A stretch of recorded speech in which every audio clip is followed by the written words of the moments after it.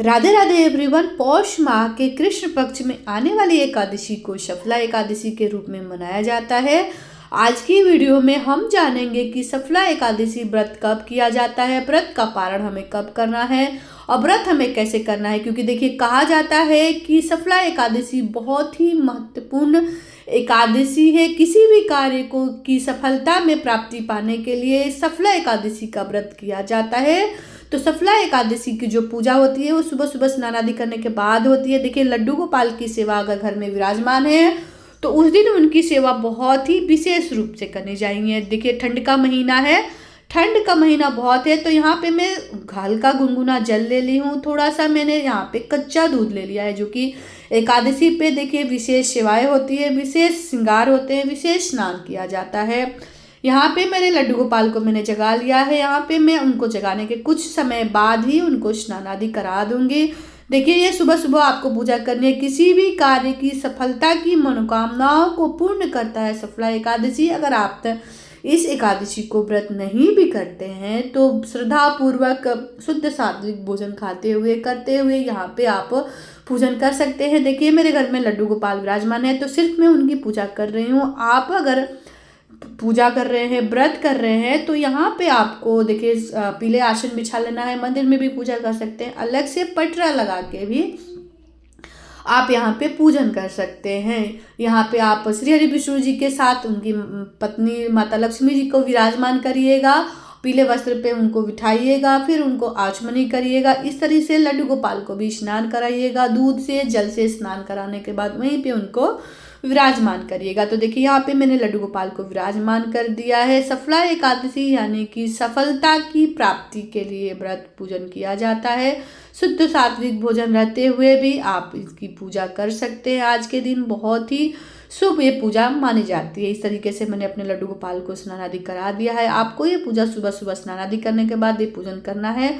और देखिए, यहाँ पे मैं अपने लड्डू गोपाल को स्नान करा ली हूँ। यहाँ पे मैं अपने लड्डू गोपाल को किसी भी रंग के, काले और नीले रंग के छुड़ा के आप कोई भी वस्त्र धारण करा सकते हैं। यहाँ पे अगर लड्डू गोपाल विराजमान आपके पास नहीं है तो केवल आपको यहाँ पे श्री हरि विष्णु जी का ही पूजन करना है। देखिए, आज के दिन देखिए सर्दियों का मौसम है तो यहाँ पे मैं अंगीठी जला लूँगी। अंगीठी भी मैंने अपने घर पे ही बनाई है। अगर आपको ये अंगीठी कैसे बनानी है, अगर इसकी वीडियो चाहिए तो मैं इसी वीडियो के डिस्क्रिप्शन बॉक्स में आपको दे दूँगी। प्लीज़ जाके देख लीजिएगा कि अंगीठी कैसे बनाते हैं। अगर अंगीठी नहीं बना सकते हैं तो आप किसी भी मिट्टी के धातु में भी आग जला सकते हैं। क्योंकि देखिए, सर्दियों का मौसम है, जैसे हमें ठंड लगती है वैसे हमारे बाल गोपाल को भी सर्दी लगती है। इस तरीके से देखिए, मैंने अंगीठी जला लिया है। हल्का सा आंच देते हुए मैं लड्डू गोपाल को इस तरह से वस्त्र धारण करा दूंगी।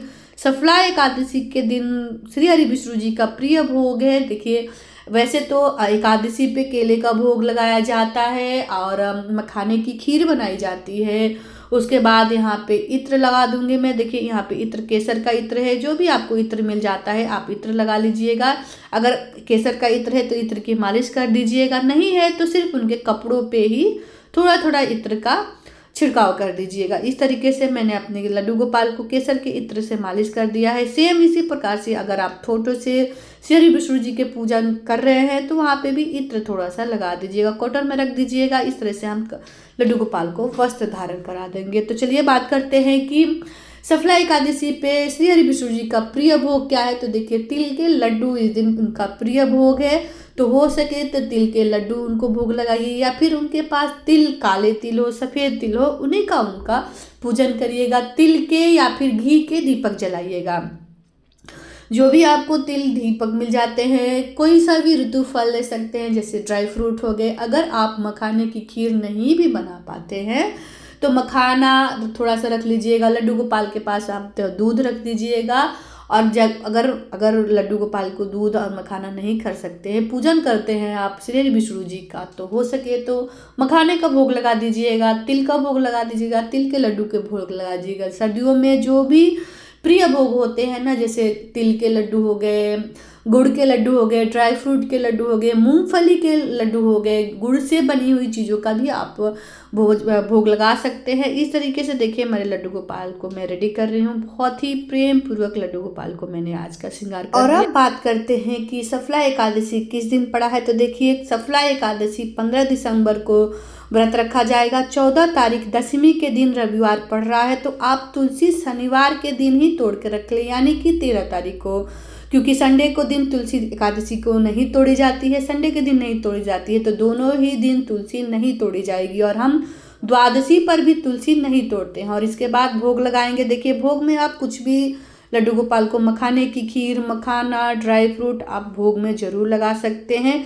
देखिए, ग्रस्त जीवन है, हम तो इतना नहीं हो पाता है, खीर नहीं बन पाती है, तो आप हो सके तो दूध का भोग लगा दीजिएगा, मखाने का भोग लगा दीजिएगा। तिल के लड्डू जरूर आपको भोग में लगाने हैं। तिल के लड्डू नहीं मिल पाए तो आप थोड़ा सा तिल ही जैसे श्री हरि विष्णु जी के पास चढ़ा सकते हैं, वो भी तिल में ही मानी जाएगी।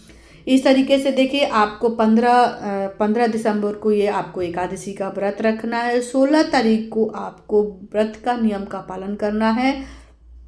और हम व्रत का जो नियम है वो पालना का हम समय देख लेते हैं। देखिए, 16 दिसंबर को सुबह में 7:05 से लेके 9:15 के बीच में आपको व्रत का पारण करना है। देखिए, पारण आपको सही समय पे करना होता है, क्योंकि अगर हरिवासर के समय अगर आप पारण करते हैं तो आपको पूजा का और व्रत का फल नहीं प्राप्त होगा।